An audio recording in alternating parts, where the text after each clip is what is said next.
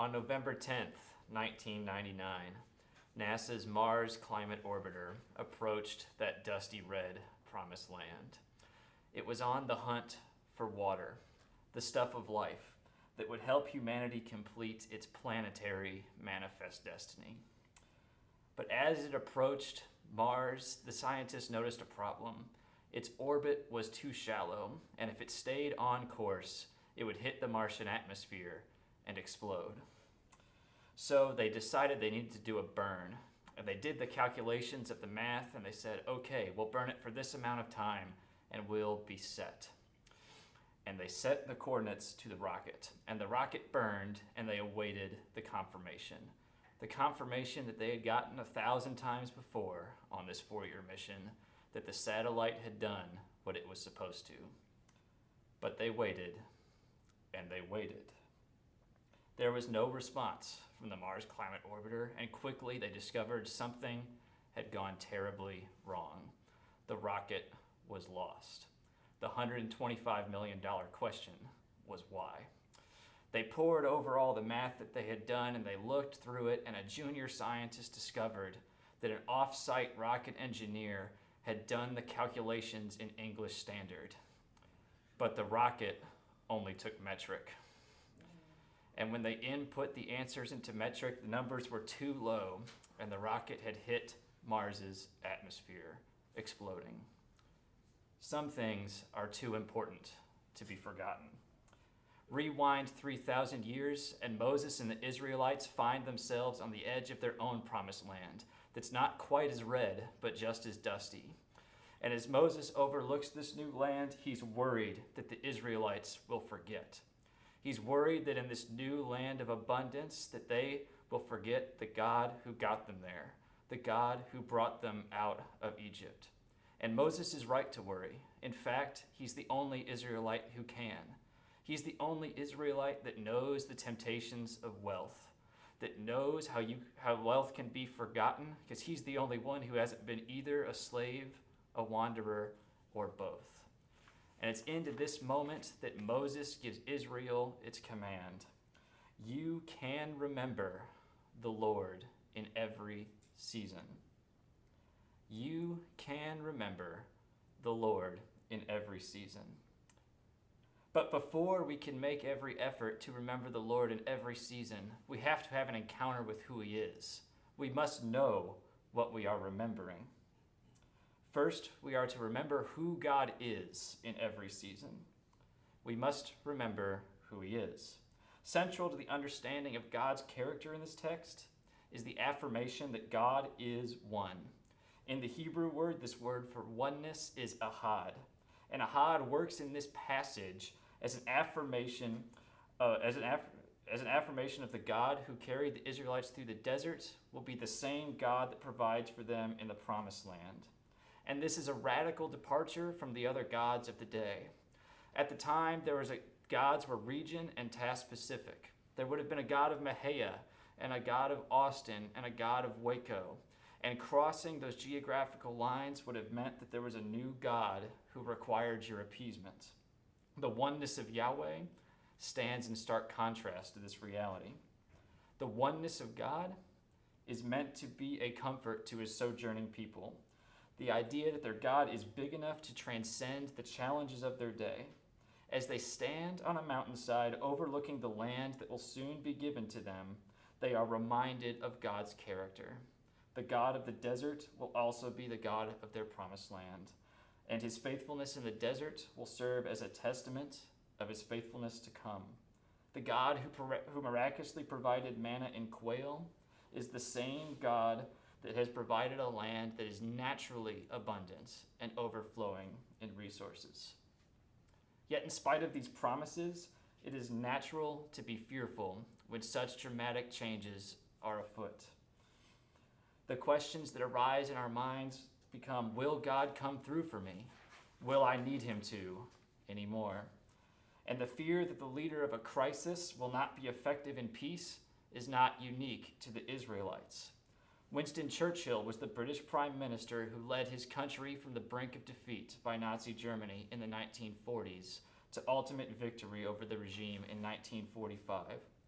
He had resurrected his career after his disastrous leadership of the Royal Navy during World War I, when he had ordered a bold invasion of the Ottoman Empire that ended in disaster. He had spent the better part of those 20 years resurrecting his public image. Now he leads through national crisis by unifying the competing political parties in Great Britain into one single coalition that could meet the existential threat. His leadership was unrivaled, and to this day is studied as a prime example of how to effectively lead a nation through crisis. This makes it all the more surprising that on July 25th, 1945, just 2.5 months after Berlin fell, and he was successful in the greatest crisis of the century, he failed to win re-election. The people of Great Britain had spoken, and they did not trust the leader who had won them the war to win them the peace. The oneness of God calls us to reject just this temptation that Great Britain succumbed to reject the one who brought us through our struggles. In times of plenty, it's easy to forget what it's like to have nothing. It's easy to forget our days in the desert when we survived only by the guiding hand of God. The truth is that even in times of plenty, we only survive because of God's love for us. In the abundance, however, it's easy to attribute our newfound wealth to our own greatness, and in so doing, we look back at those who help us in our hour of need and determine that we no longer need them. Like a teenager that rebels against their parents and yet still drops off their laundry like clockwork. What is it that you have forgotten in your time of abundance? Perhaps it's a trusted mentor or friend who helped you become the person you are today, and yet you have not spoken to them in years because they're no longer immediately useful. And our forgetfulness is not necessarily malicious, but frequently just the result of the general apathy of the human mind. Remembering takes work. It's far easier just to forget. We, however, are called to more, called to remember that the God of our desperation is the same God of our thanksgiving. He is one, and we must remember. The challenge that remains is, how do we remember this truth? How do we actively combat the temptation to forget God's goodness in times of abundance? To do this, we must plant the memories deep within. We must plant our memories deep within.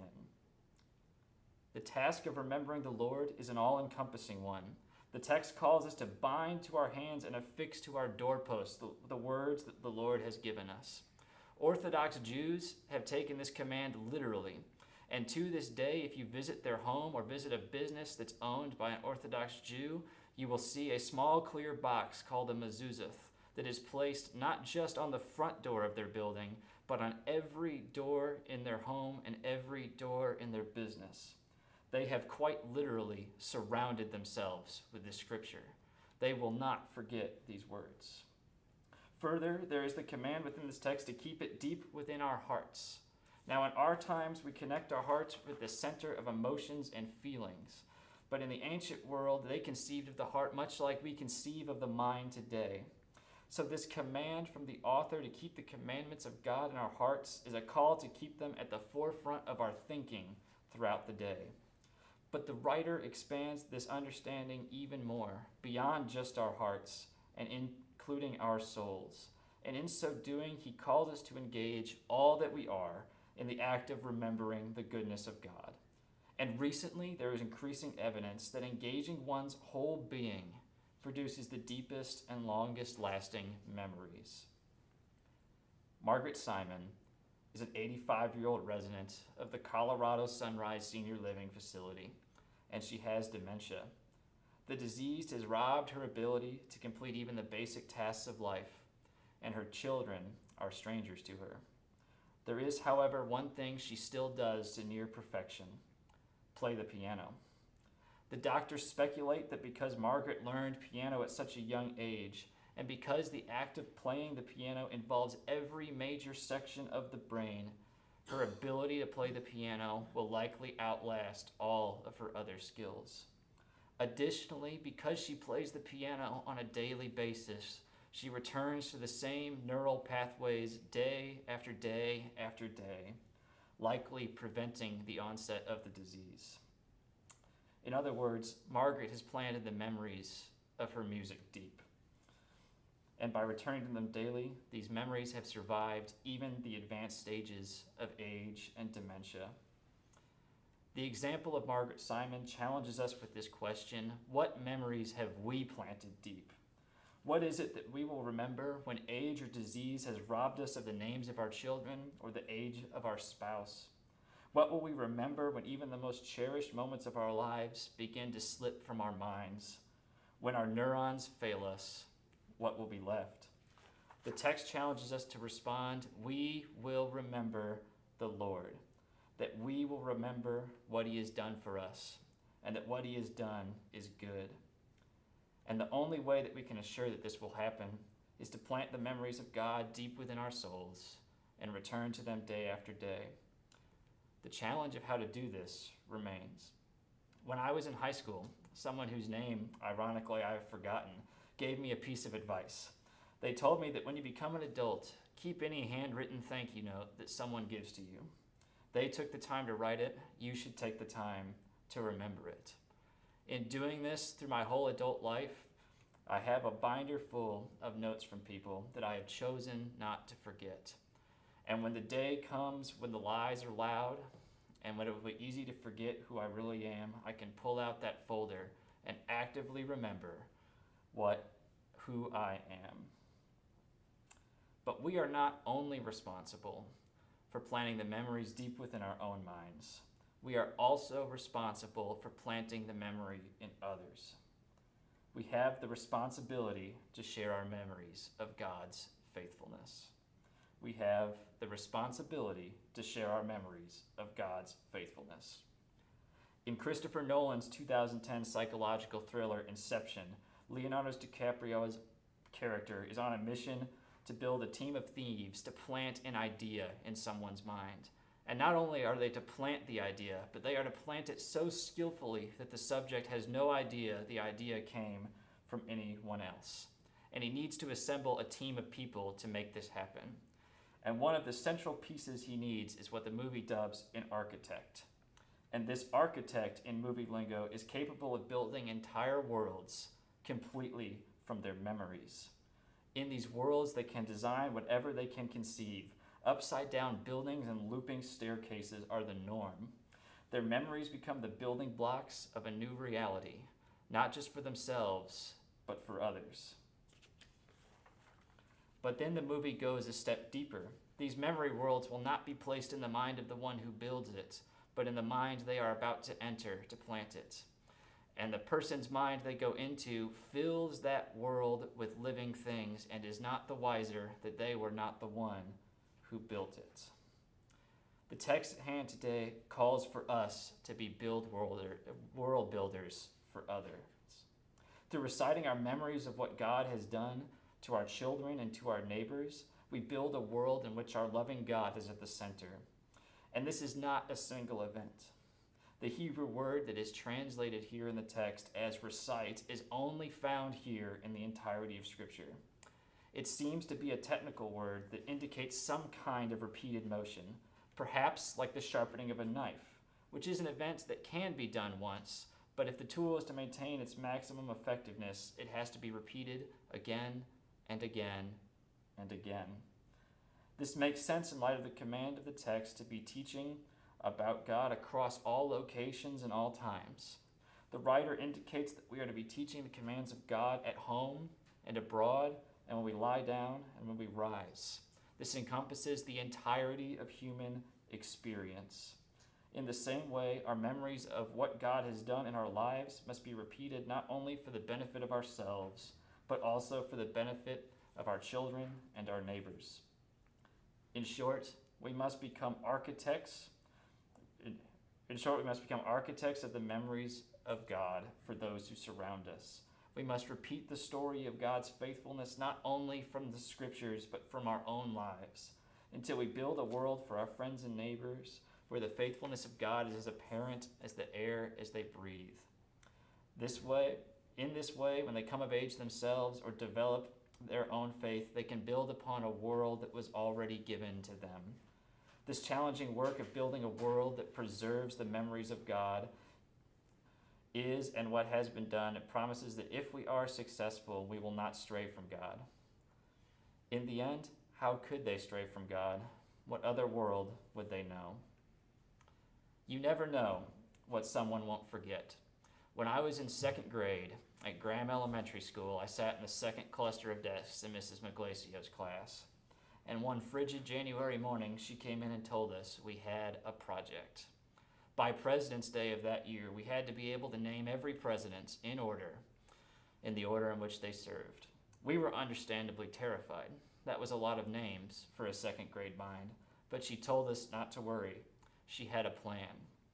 And every morning for the rest of the month, we came in and put down our book bags, said the Pledge of Allegiance, and then she taught us a few bars of a song, 5 names at a time: Washington, Adams, Jefferson, Madison, Monroe. And the next day, we would repeat it again. And then the next week, suddenly 5 more and a few more lines of the song, until by the end of January, we could sing it all. And we knew it 15 days ahead of schedule. Then when President's Day came, each one of us walked up to her desk and aced that exam, because we sang the song that she taught us. 18 years later, I still remember every word. I haven't forgotten it. You never know what people will remember. We need to make sure they remember the Lord.